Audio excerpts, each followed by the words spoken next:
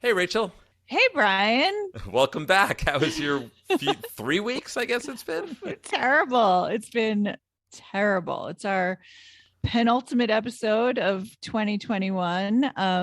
And we're trying to get back to a normal schedule, but these are not normal times. The COVID is back. I thought our biggest problem was going to be the supply chain, and Yeah, now we've but then got no, like a COVID COVID is it's in better wave. supply than ever.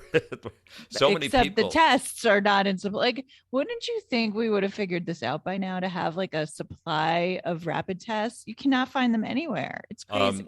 Our my office has been stockpiling them, and we actually had our Oh, holiday good. party last night, which I'm sure will be a super spreader event. Although we had a stack, to our credit, we had a stack of rapid tests at the door, and you couldn't enter unless you took a rapid test, which is pretty good. Oh, that's Yeah. good. I bet someone had COVID there I then. bet someone COVID and I was exposed, and here we go. So, the main thing I'm worried about is that I have freaking Billy Joel tickets for the floor of Madison Square Garden on Monday night, and uh, whether it's that it's going to That's be canceled or it's going to be unsafe and I'm not going to want to go, or it's or going you're to gonna be go and feel worried the whole time. I right. mean, It's it is symptomatic of this week, which is one big nope. one big nope.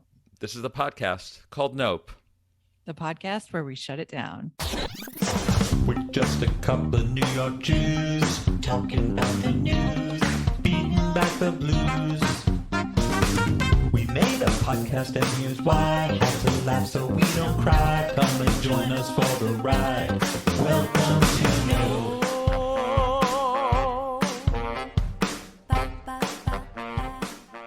Okay, well, Rachel, we had a great guest lined up for last week. And of course, again, consistent with 2021, nothing worked Everything fell out. apart. I know we Yeah, were supposed to have Lauren Good, friend of the pod, writer at Wired magazine. She was going to talk about all the personal technology, but everything got derailed for reasons I will soon describe. And the week was all schmagoo. So we're a week late and also a day late because we normally record on Wednesdays. But who gives a shit? We report report to to nobody. nobody.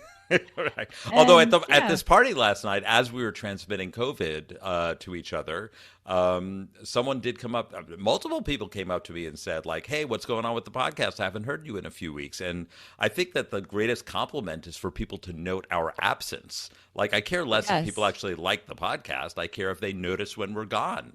It That's makes the heart grow fonder. I want to see our numbers like shoot through the moon this week. So that'll okay. be exciting. So tell your friends. Okay, Rachel. I was going to ask, did anything interesting happen? But something you kind of know, tragic you know happened the to you whole this week. yes.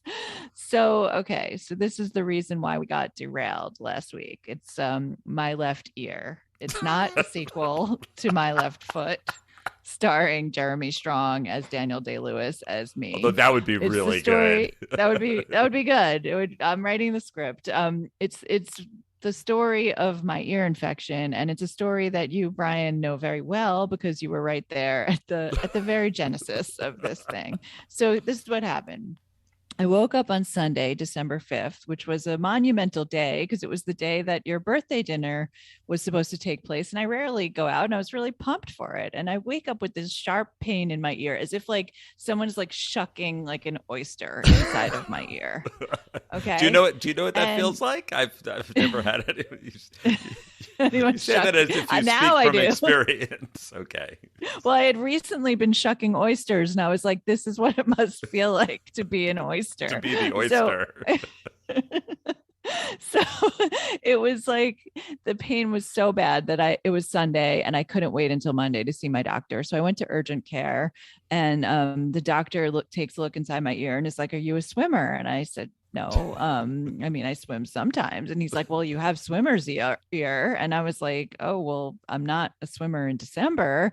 And he's like, "Well, then I have no idea how you got this." So I went home and I like Googled, I Googled, and I found out that you can actually get an ear infection from wearing earbuds for too long. So Brian, you'll notice I'm Oh, wearing these gigantic, nice headphones. cans. I'm The cans. Yeah. no, no, No more earbuds. So what happened was I lost one of my AirPods Pros, and I was wearing my long dormant regular AirPods while I was like waiting for the replacement AirPod. And then maybe I think that's how I got the infection. No, I mean, Maybe, I don't everybody know. was wearing regular AirPods for years before they came out with the Pros. So, like, was there like a pandemic of swimmers here when those were the? There has been actually yes, there has been. It's the illness that dare not speak its name. Is there like a subreddit of people who are talking about AirPod. their AirPod Air- swimmers here? Yes. So like anyway, so I get these like, antibiotic drops from the urgent care doctor, and I took a painkiller, and I was like, you know what, this is going to work right away. I'll be fine. By the end of the dinner, I'm going to be great. So I go, and the meal was lovely. We had a delightful time, but by the end of the dinner, I was in agony because the painkillers were wearing off, and you notice I couldn't even chew anything. And You it were was like, a delicious meal. So it was Like, have a so on kebab. yeah, I was like, no. So on Tuesday, the pain still hadn't subsided. So I went to see my regular doctor, and he prescribed stronger antibiotics. And then a day later, I was still in pain. And so then I was on steroids. So I'm on like two different antibiotics, steroids, and that helped. But I still, until this week, I could not hear out of my left ear. So I went to see an ENT, another $100 down the drain. And this was interesting. I'm sitting there like in the waiting room filling out this new patient form, and you have to do this section called ear history. I guess like any doctor wants to know, right? If So you're an I'm ear going through my doctor. ear history. So I'm going through my whole ear history. You check yes or no to a variety of things. Congestion, yes. Blockage, yes. Discharge, no, thank God. And then there's this unusual one all the way at the end. Karaoke. I was like, yes. Yes, please. More. I've done Can I have karaoke some? like 5 times in the last month because that's what kind of office I work in. Yeah. I mean, I wonder if like doing karaoke is detrimental to ear health. In a Like, it must particular be. way, like I guess it's a like the Venn diagram of like loud music and singing and cheering intersects at swimmers here. I don't know. I don't know. But so the ENT is like, oh yeah, everyone's getting ear infections from AirPods and earbuds of all types. And so then he like takes this vacuum and like sucks this debris out of my ear, and that worked. I could finally hear. And like honestly, like you don't know what you got till it's gone. And like thank God for my left ear. I love it. You just don't appreciate it. You had paved paradise and you had put up a parking lot in your ear. In my ear. And so the moral of the story is do not, and if you're listening to this podcast on AirPods, take a break. Don't wear them for too long. Get over the ear headphones, even though the ones I'm wearing look like two giant cans. I think they're cool. They're by a brand named Jabra, and I'll link to them in the show notes. They're really great so far. I'm enjoying them, and they're comfortable. They're like earmuffs. Yeah, I always wear that. Like these are the Sony ones that are actually inexpensive, but like a lot of the engineers wear and musicians and professional studios, but they're like $99 and it's like standard. And maybe I'll recommend them to you. You seem happy with your Jabras, but I'll throw Sonys in there too. Yeah. Maybe, Okay. yeah. Okay. Well, I'm glad So you're that's what feeling happened. better. That's Well, I had one personal story that I was going to talk about this week, but then it was trumped by something that literally just happened to me on the way home from the office. So, hot off the life. hot off the life. I have a hot take on my commute home. So I'm getting really scared to take the subway. I'm not like a nervous Nelly about COVID particularly, but with what's going on now, I'm a little nervous. So I decided to take a car home. And I don't love Uber for all the corporate Uber reasons. And it turns out people in New York may not know is that Revel, the scooter company, now has an Uber-style service, except it's all Teslas. And it's an absolute delight. It's about the same price as an Uber, but it's a frickin' Tesla. And they pay the drivers by the hour, so they don't and they give them health benefits, and they don't have to own the cars, and they don't have to pay for the gas because they just plug them in at the station. That's so nice. And it's environmentally and the healthier. drivers are nice because they're treated like human beings, and it's delightful.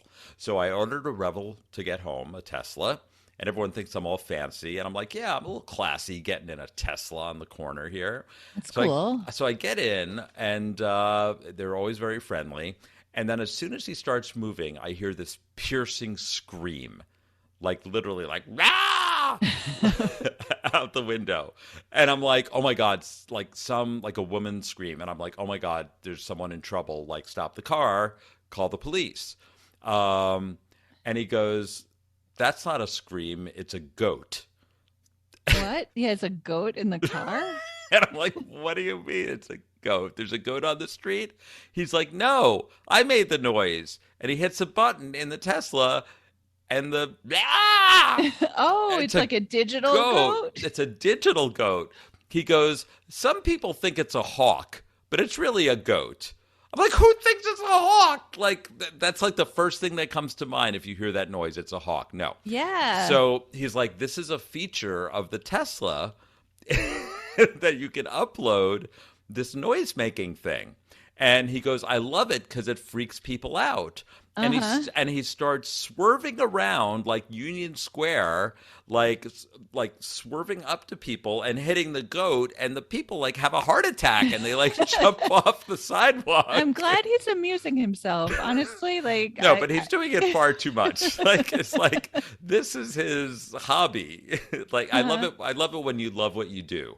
This guy loves what he does. And but then it started to go sour because he pulled up next to a woman walking a dog, and it was almost like a Coco dog. And he's like, ooh, dogs hate the goat. Watch this.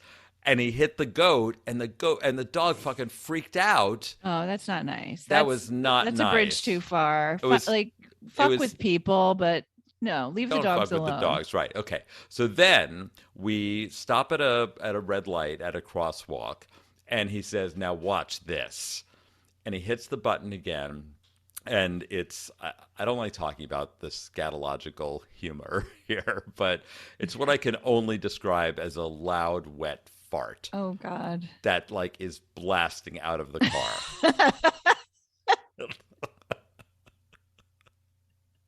Like out of the car? Yes, we're like on Union Square. Oh no, this is broadcasting out of the car. So there are speakers, he's like, yeah, he says like, oh, it doesn't. If it sounds loud to you here, it's really loud outside. So they have okay. So and then he pulls up to the next red light. He's like, oh, I'm going to move to the right side because I need a few more victims. And he hits the fart again. Oh my God. He goes, I usually use the goat, but I save the fart for the crosswalks. and then I just hit him with it. You were like on a kamikaze mission. Okay, I swear over the course of this like relatively short drive, there must have been 75 goats and farts emitted from my Tesla.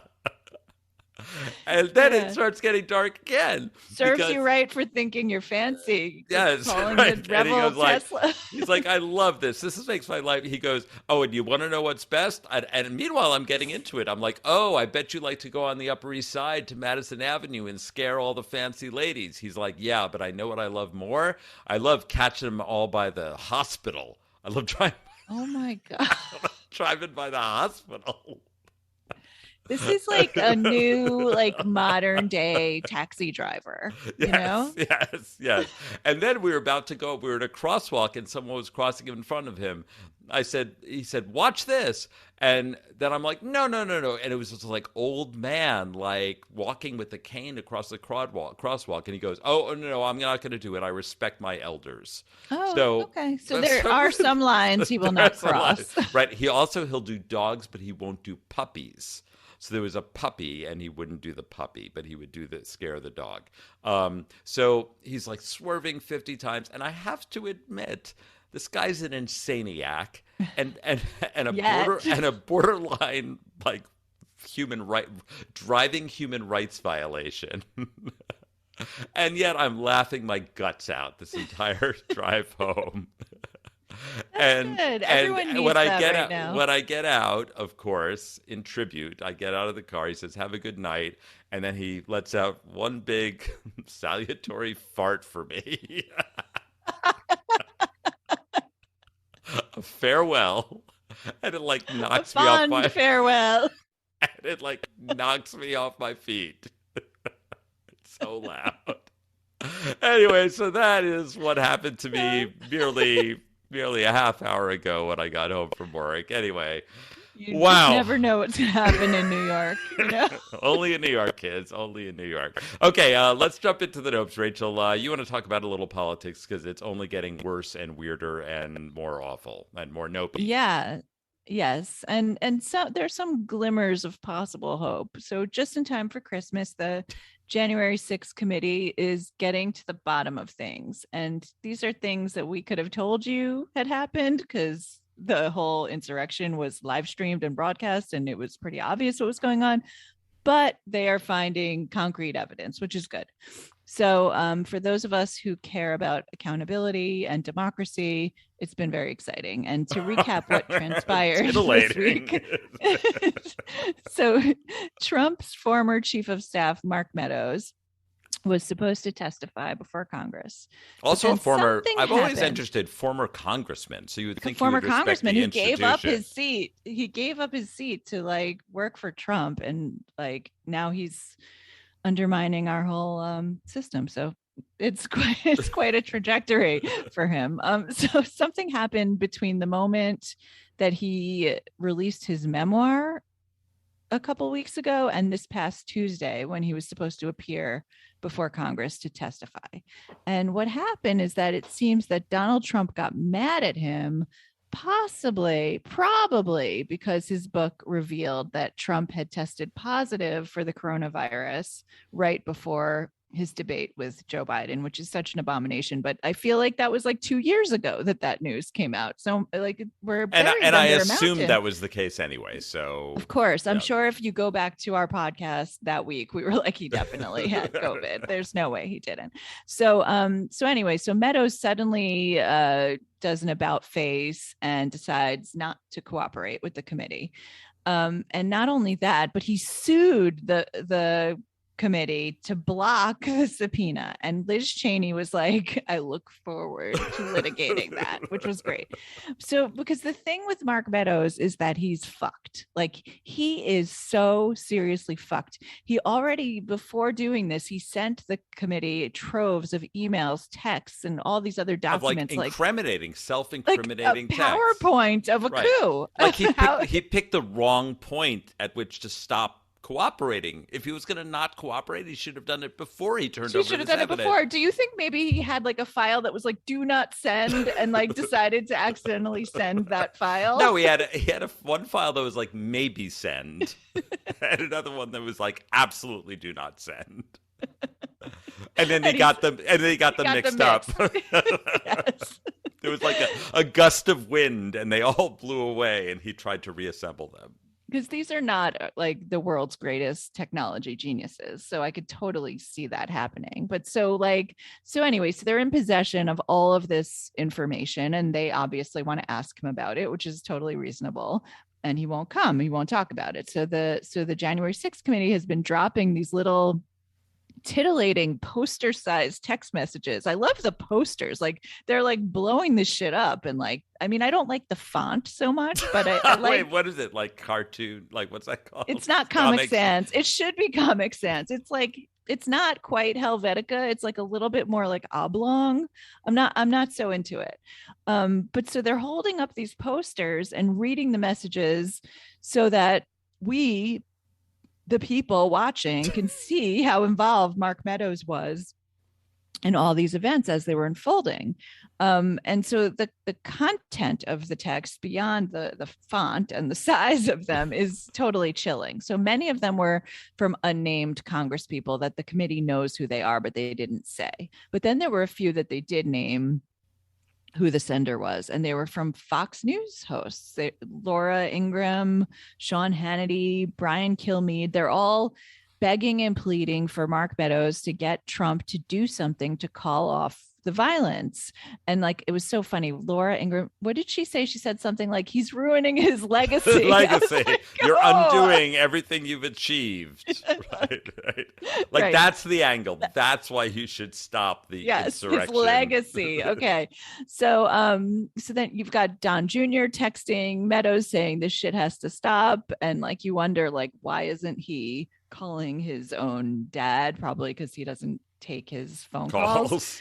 And then like once it's all over and the insurrection fails, they circle the wagons and the Fox network decides they're going to go on the air and blame Antifa, which is funny because why would they be texting Donald Trump's chief of staff to call off the rioting if Antifa were to blame? Did they think that Donald Trump? I mean, like what they air has no fidelity to what they actually think. I mean, they're of course, they're this. evil, but they're not stupid, right? Right, and right. like that's the Fox agenda, right? Okay.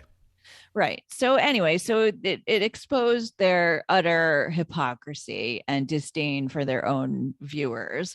But it's all a very smart move, I think, on the part of the January 6th committee to drop these texts as they're voting on whether to hold Meadows in contempt, which they wound up doing, which is great. So but it's still up to the Justice Department as to whether to prosecute. And I just feel like there's some scenario that they're not going to prosecute.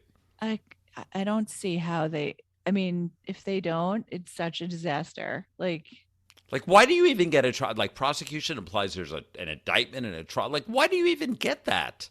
You don't get that. Like, there's no due process. Like, no. Like, it's very clear cut. Like, have a 30-second trial that, like, you were subpoenaed to show up. You did not show up. Guilty is guilty. Like, that's it. Like, I understand the impulse to not want to like politicize the Justice Department, but tough shit. Like they staged an insurrection. Like we have to get to the bottom of this. Yes, I totally agree. Yeah. So I don't know. So you wonder, like, what is he doing here, right? Like, what exactly? No. So here's my if I may zoom out for a moment. Okay. I will refer back to rule number 1, which is when you're in a hole, stop digging. Right. Mm-hmm. So Mark Meadows realized he was in a hole. He decided the best strategy was to start to cooperate. And then he continued digging. He could have totally minimize the jeopardy of his situation. And then I also ask, like, what is their end game in behaving like this? Any of these characters? Is it to curry favor with Trump? I think there's a storyline here where Trump, maybe even by the midterms, as we're seeing by some of the congressional candidates and McConnell and the senators all starting to beginning to distance themselves maybe a little bit now that they're getting primaried by the Trump insaniacs, right? Yeah. So that's not necessarily a winning strategy. Is it to stay out of jail? Well, I would say that the way to stay out of jail is to keep cooperating and cut a deal and maybe avoid the jail time, because otherwise you're going to jail. Maybe it's to run down the clock until... Yes, that's it. That's the end game. Not cooperating is the end game in and of itself. So they think that the Republicans are going to take back the House. Donald Trump is going to be the Speaker of the House. Yes. Right. This is they know they're fucked. They tried to stage a coup and overthrow the government, and they failed. But the new Republican Congress is more than a year away, and the Justice Department is always going to be Democratic, and they have, at this point, unilateral control as to whether to prosecute or not, and I don't know how that works. So they're just lawyering up. They're going to try and run out the clock, sue, countersue, do everything they can, and just hope that they can save themselves in time for the GOP to take the House in 2022. And then they could summarily disband the January 6th committee, pretend this never happened, install Donald Trump as Speaker of the House and then dictator. And the truly fucked up thing is that this plan might work. That's what's so scary. We're going to be here a year from now, or a year. Yeah. And talking about the Donald Trump speakership. Oh which my is God. No, I mean, we'll have to leave. We'll have to we'll have to depart. leave or go start a daily podcast because there'll be so much material. Okay, can we shut this down, please, Rachel? Yes. No. Nope. No. Nope. No. Just, Mark Meadows. Like, no. no. No. It's please, over. It's over. Please, Merrick Garland, prosecute Mark Meadows. Okay, so let's move on. Maybe we could have started this because as we're coming to the end of the year, we get to the Time Person of the Year, and you get the big songs of the year. Elon and so Musk, forth. Person of the Year. Elon Musk. I have my opinions about that. We can get back to that. I would say maybe the doctors who invented the vaccine should maybe be the Person of the Year, People of the Year. Okay, so no, this is the story of the year as determined by a vote of the hosts of us. And the result was unanimous. Okay, so I'm going to read the headline, and I'm going to read it slowly to give you a chance to digest all of the different It's a headline for our times. Right? It's really, It really, if there was a headline to describe this moment. 21 thing ever. Yes, okay, here we go. Former U.S. Senate candidate and first Maine resident to catch COVID, Max Lynn, found dead in a hot tub after being sued for pulling gun on former aide during cryptocurrency disagreements. It's got everything. It's got everything. Let me read that again. Former U.S. Senate candidate and first Maine resident to catch COVID, Max Lynn, found dead in hot tub after being sued for pulling gun on former aide during cryptocurrency disagreement. And, okay, so I and the People magazine headline was Maine lost a character. That's really the understatement of the century, but okay. He was a character. Yes, go ahead. I Yes. think if you're looking at this in terms of a character built story, everything has to lead to something else, right? So well, I have a story arc here. It starts. So does the death in the hot tub, is it a direct result of the cryptocurrency disagreement? No, believe it or not, the death in the I'm going to go chronologically through it. It's sort of 5 acts. It's almost like the death in the hot tub is both the least interesting and least documented part of this. It's almost as if this guy, after everything I'm going to tell you, just couldn't take anymore and just gave up the ghost in the hot tub. Okay, so Max Lynn. So he is known as COVID Patient Zero in Maine. So he ran for the Senate. He's a retired financial planner. He ran for the Senate in 2020 in the Susan Collins race as a, quote, conservative independent. And out of all the cuckoo candidates who ran, he finished in last place. Okay, so let's dig a little deeper on that. Why is he COVID patient zero? How do you know that, right? Well, I know that. We know that because he traveled to Wuhan, China in late December 2019. Okay. Which Why? is, while not conclusive, pretty damning. But okay. Where I'm sure he went to the Bat restaurant in the he just market. traveled there just randomly, when you hear more about what he's involved in, it makes no more or less sense than anything else about him. Okay. Now, just a little backstory on Max Lynn. He had previously run in Florida, where he came from until recently when he moved to Maine. He had run for Senate, for governor, and for congressman. And of course, he lost all of those terribly. He's a very high opinion of himself. Yes. Well, the world deserves a lawmaker like Max Lynn, especially Fake it till now. you make it, baby. You know? Okay. And then when he ran for Senate from Maine, he was very famous because in a big TV debate, he cut up face masks, COVID face masks, and someone asked him a question. One of the moderators asked him a question. He refused to answer it, and he kept repeatedly shouting, "Request denied, request denied, request denied." So, okay, so a little bit of a lunatic. So he lost. It's like when Cousin Greg is like, no comment, no comment. You don't have to say it. You just deny the request. Deny the request, right. He might as well have pled the fifth Yeah. at a debate. So after he lost the election, then to redeem himself, he participated in the January 6th insurrection. Of course. Yes, and in an interview after the fact, he justified it by saying, "We honestly felt, no matter how crazy it sounds, that it would be a victory party." Yeah, they thought they were going to overthrow the government. Yes, yes. They did not, thankfully. Okay, so then what about this pulling the gun? So who did he pull the gun on? He pulled the gun on this campaign aide named Matt McDonald.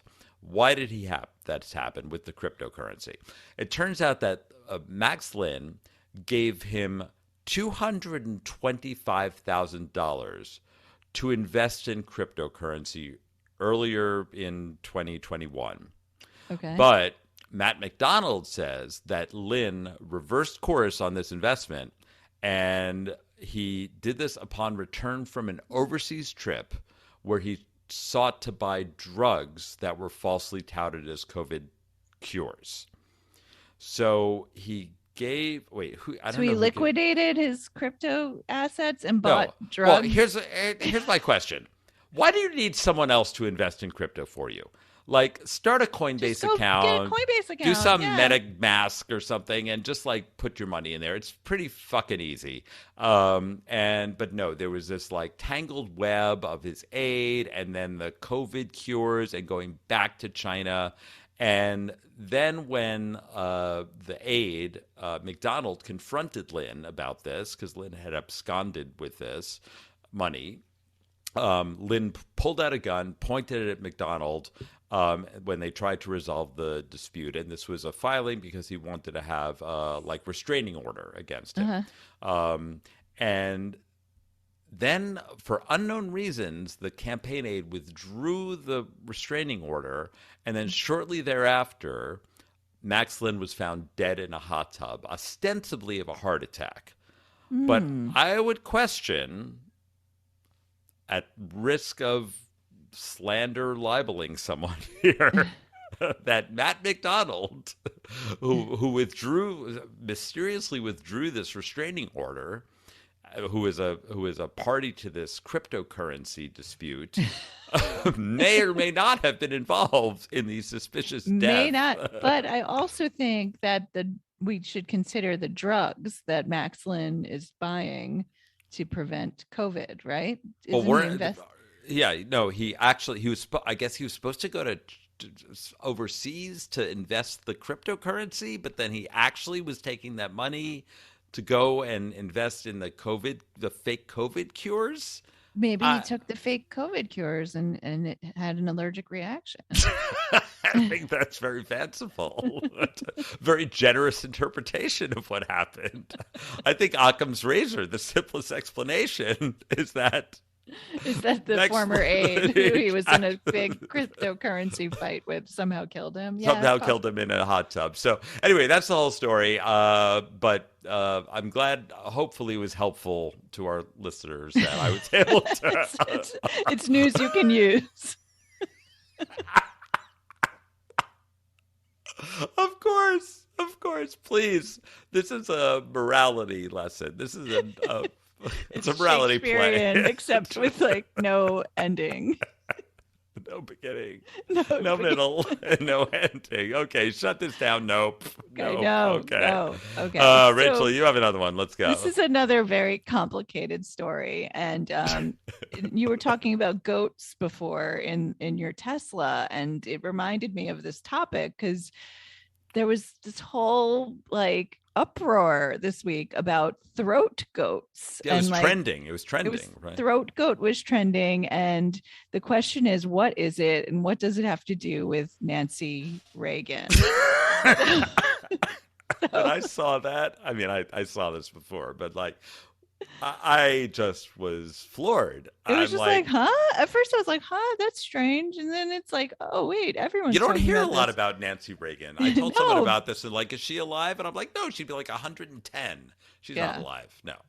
No, but so just what we need to close out 2021, some like breaking Nancy Reagan news, some uncovering some secrets. So evidently, this is something that some people knew, but now everybody knows. Nancy Reagan was when she was Nancy Davis, she was the original blowjob queen in Hollywood, plying her trade on the MGM backlot. Yeah, she was like a starlet, right? When Ronald Reagan was an actor, she was a starlet. Nancy Davis. So whatever, no shame. So she was the blowjob queen. Yeah, she was known for this. So I was on Instagram, and I start noticing our friend, the playwright and comedian Glace Chase, who is in Australia right now for the opening of her play Triple X at the Sydney Theatre. And the only person who has ever stood in as a guest host of Nope when you couldn't make an episode. Yes. She sat in. Yeah. Yes, and we miss her a lot. She's been living in Australia for the whole pandemic, right? Yeah. So, but instead of promoting her play Triple X, she's posting all this stuff about Nancy Reagan and goats, and like I didn't quite understand what was going on. So then I went to Twitter, and there was Nancy Reagan and throat goat trending, and I'm like, shit, I have so much to do. Do I really want to get involved with this? Is this worth my time, really? The answer is always yes. You have a career, you have a child, yes. You have time for Nancy Reagan. For throat goats, but yes. So I was like, what the fuck is a throat goat? What does it have to do with Nancy Reagan? So the whole thing, so I dug deeper. The whole thing was kicked off by a Twitter post from a person, a total garbage monster called Classically Abby. And this person is Abby Shapiro. She is the sister of conservative troll Ben Shapiro.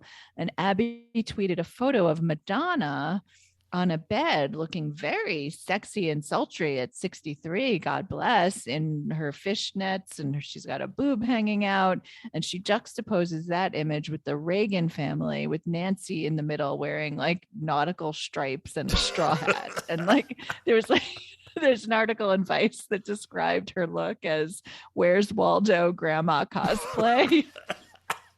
Okay. Which I thought was amazing. I see that. I can see that. Yeah. So the caption was, this is Madonna at 63. This is Nancy Reagan at 64. Trashy living versus classic living. Which version of yourself do you want to be? Okay. So many questions. Why trashy living versus classic? Why not classy living? Why did she say? No, it's grammatically appalling. It's appalling, right?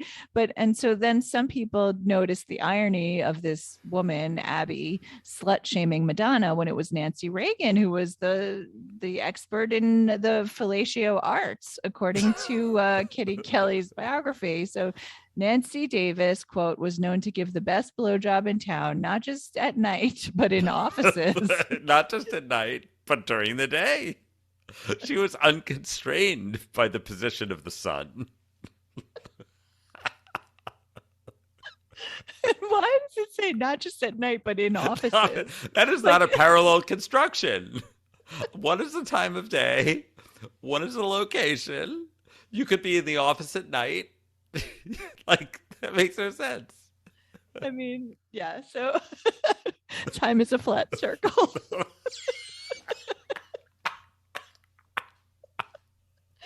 she says this is one of the reasons why Nancy Davis was so popular on the MGM lot. By night, by day, by night, by office, by anywhere. By land, by sea. One if by land, two if by sea. Okay, so now we know where this whole thing started, but how we got from that to throat goat can only be explained by one person, and that is Glace Chase, our roving Australian correspondent. Take it away. Take it away, Glace. Brian and Rachel, it is Glace, your correspondent from Australia. I miss you guys. I just needed to let you guys know that I have had the most horrific week myself over here. I woke up a few days ago to Twitter trending two words, Madonna and Nancy. And of course, Madonna being Madonna and Nancy being Nancy Reagan, two of my most favorite people in the world, of course. And I was like, well, what the hell is going on here? And why is the word goat throat goat being mentioned. I had no idea what was happening. So I Googled. Now, apparently some a conservative commentator who I can't remember. She'd done a YouTube. It's like an Ann Coulter or a Tomei or one of those bitches from The View that has been fired.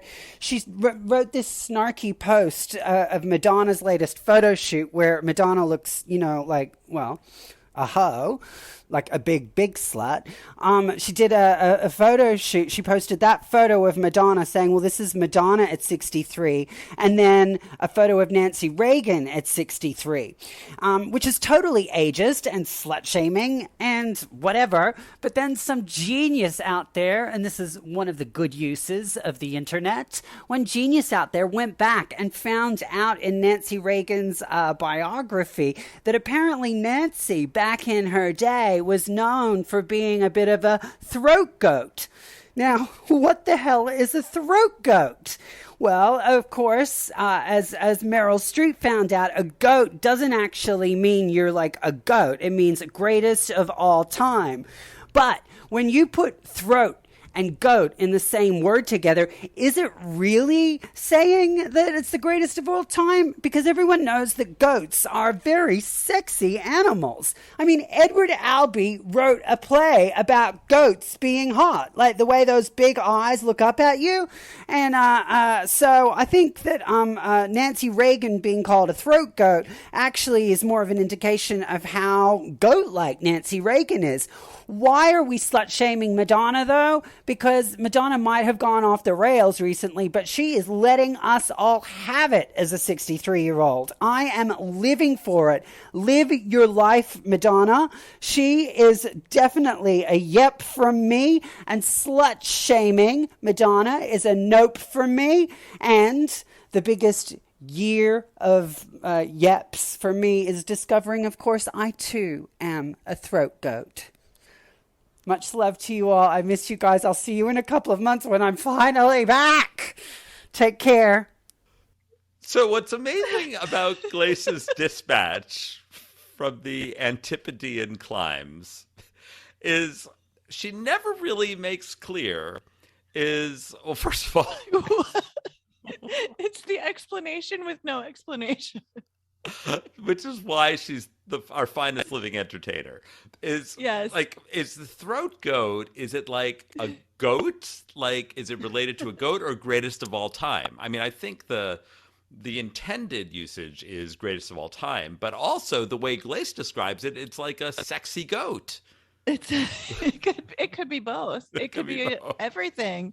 So I want this whole that dispatch to be expanded into like a one act play, or two, or one woman show. A one woman show, yes. So thank you so much, Glace. We should just end it on that note because situation. let our listeners draw their own conclusions. We cannot say it better than Glace. We cannot say. It's up for interpretation. And if you live in Australia, we do have a lot of listeners in Australia. Go see Glace's play Triple X, which is opening, God willing, in January at the Sydney Theatre Company. Yeah. Very fancy. And she'll be back in a few months, and maybe she'll be a guest or a guest host or whatever. Yeah, I'm sure she will. Okay. So nope to the Nancy Reagan, the throat goat. Nope to classically Abby. Nope to slut shaming. I mean, no. No, there's a lot of nopes in there. Okay, I have another item. So since we're doing 2021 in review, one of the themes that we've been covering is chaos in the world of animal contests.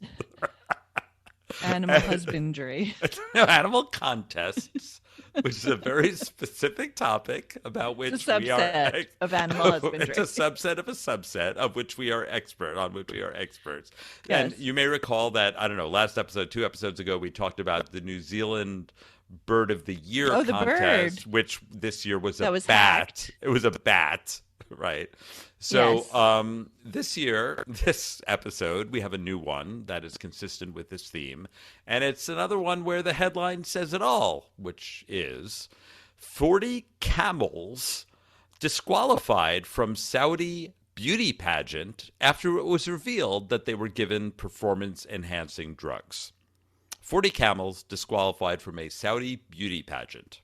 What kind of beauty pageant is this, you may ask? Well, let me give you a little context. Was it a camel beauty pageant? Yes, or there is. Every year there is a camel beauty contest at the King Abdulaziz Camel Festival.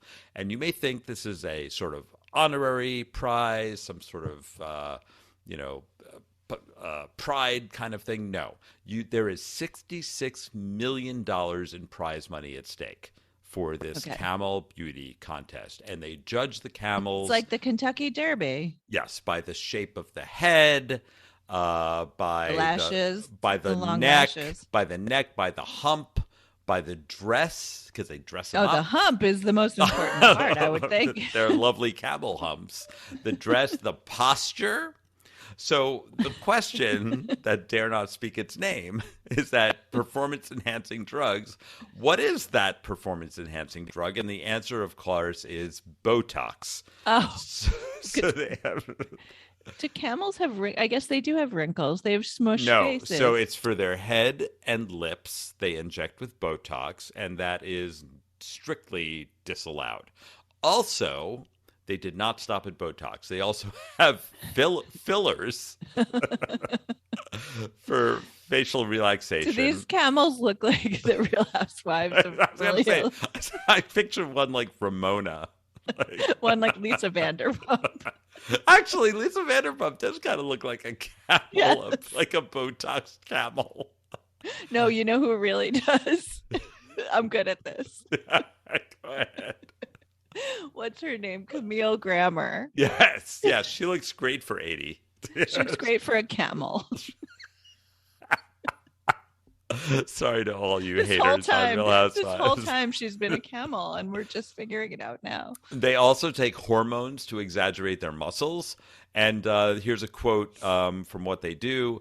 They're stretching out the lips and noses of some camels and embellishing certain body parts with rubber bands. So this is now going into territory that feels very uncomfortable, very disturbing. Why? Does the camel distortion make you uncomfortable? Yes, this is animal abuse. Like I don't know. Maybe they like the way they look.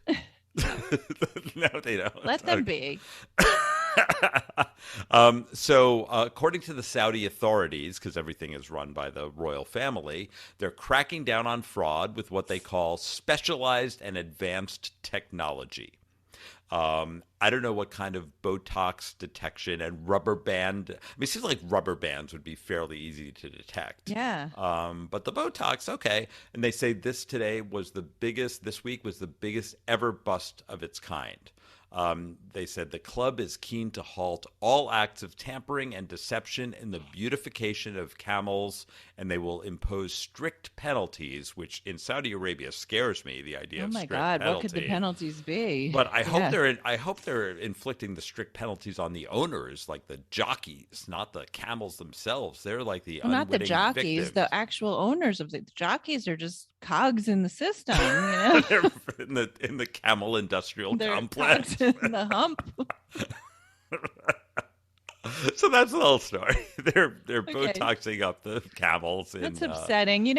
I'm glad that they are going to look into this because we need accountability, whether it's in, January 6th or camel beauty pageants. If there's no accountability, bad behavior will go unchecked. And before you know it, you'll have camels with breast implants and Donald Trump as the Speaker of the House. So accountability.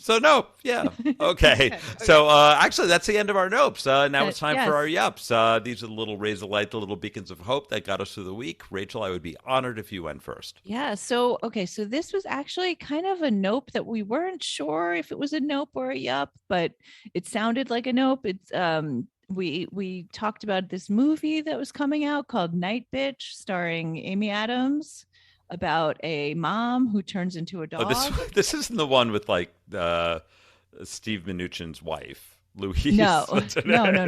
So this is Megan Ellison optioned this book called Night Bitch, and we were like, I don't know about that. It was one of those things where I was like, it's all in the execution. This could be a total disaster or the most amazing film ever. And anyway, so I read the book on which the film will be based. It's not in production yet, but the book is by an author named Rachel Yoder, and I read it in a weekend. It is like my favorite novel. What's the topic of the year. of this book and novel, this book and movie? I'm not familiar, or so I don't remember. So it's about a woman who recently had a baby. She has a young son, and her husband travels a lot, and so she's alone, and she feels herself turning into a dog. And it's like it's Kafka-esque, but very modern and so funny and so like just smart about motherhood. So it's like and dark comedy, dark lighthearted, but also yes. Okay, that sounds great. It's great. It is so well written, and now I'm excited for the movie with Amy Adams. Like, it cannot come out soon enough. So I'm sorry about my previous Nope, because now it's like the biggest yup. Okay, yup tonight, bitch. It takes a brave woman to switch a Nope to a yup. My yup is also a book. It's called The Dawn of Everything: A New History of Humanity. And I like these like broad sweeping narratives about like how humans evolved and came from Africa to like whatever, populate the world and breed with the Neanderthal. I love all that shit. And this is like it's brilliant. It's a very big book, so it's going to take me the rest of the year to finish. But basically it starts with the question of like, why is there inequality in the world? And it basically reframes that question in terms of, I don't even know how to describe it. It goes back to like Native Americans, and it assumes that like there was a idealistic period like between the Ice Age and the emergence of farming, where there was like these hunter-gatherers who behaved in a certain way, and that we just assumed that it was one big archaic period where nothing happened. And in fact, they dig down. It's by one anthropologist and one archaeologist, with like, it's all very science-backed. And they go in and discover like how much of an incredible diversity of social systems, political systems there were during that time. Yeah, there must have been, because there were more of them. Yes, you know? and that's right. And that like we didn't have to be this way. And in fact, what we have now is, it's because people say like, oh, once we had farming, then we had cities and we were stuck. Right. And that's the point. Like, there could have been many other different paths, and there were many societies that did different things. So it's not so much that like inequality is inevitable. It's just that we got stuck into this one path. Path dependence. Yeah. That's correct. Yes. Oh, you're smarter than me about that. This was a new concept to me. So anyway, it's a great book. The only sad note is that it's written by these like brilliant professors, David Graeber and David Weingrau. And David Graeber spent 10 years of his life working on this, and then he died 2 months or before the book was published. And now it's actually a bestseller for a very, like, it's kind of like Sapiens by like Yuval Noah Harari. Sort of like Guns, Germs, and Steel. Yes, exactly. Oh, they devastate that book though. They're like, that is like a simplistic and incorrect and racist version. So it's a great revisionist history. I talked for too long about it already, but I highly recommend it. If you I'm need excited. If you need a project book, it's like, it's a little academic. It's 500-600 pages, but if you're looking for like a holiday season project, that is the one I recommend. Anyway, so this has been really fun. Really fun. It's great to be back, but like, whew, what a few weeks we've been through. Like, we're really going to try hard to get in a new episode, I think next week. Next Wednesday. We'll try and put one out. Yeah. We'll try and put one out. We do our best. We do what we can, and we take what we get. Hey, you get what you get, and you don't get upset. What choice do you have? You can't force us to publish a podcast. Like, we can't even force each other. So if you have enjoyed this podcast, please rate, subscribe, review, and better yet, tell a friend. Tell your real friends. life. I found this podcast that I like. I'm not going to plug them, but like, I've been telling everybody about it. And that's the way the word spreads. I bet they like doubled their listenership based on me, just on me alone telling people about it. So you could be that person for us. If you love Nope, be that person who tells everybody you know, and double our listenership. We're already growing. We've been growing. Just keep us growing. Just keep us growing. Rocket ships. Rocket ship. Okay. Rocket ship to the moon. Yes. Thank you so much for listening. This has been a terrible week, but I hope you can tell we have had a lot of fun, and this has been a very fun episode to record. Thank you for listening. This has been Nope, the podcast where we shut it down.